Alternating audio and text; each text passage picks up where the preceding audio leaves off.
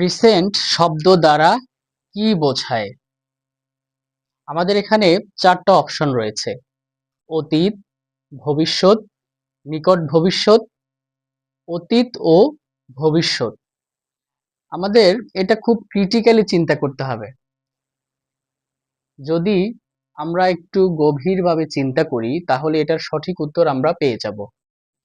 Recent শব্দের শাব্দিক অর্থ হচ্ছে সাম্প্রতিক।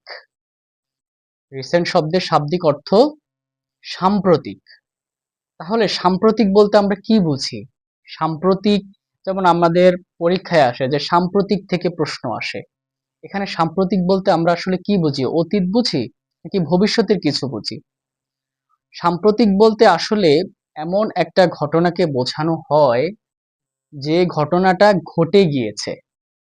অর্থাৎ আমি এখন বর্তমানে যে সময়ে আছি এই সময় থেকে কিছুটা পূর্বে, এটা ভবিষ্যৎ নয়, বরং আমি বর্তমানে যে সময়টায় অবস্থান করছি তার কিছুটা পূর্বে কোনো একটা ঘটনা ঘটে গিয়েছে, সেই ঘটনাকে আমরা বলছি সাম্প্রতিক বা রিসেন্ট।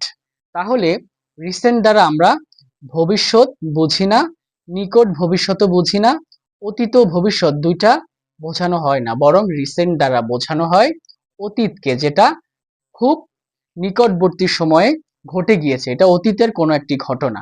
তাহলে আমাদের সঠিক উত্তর হবে অতীত।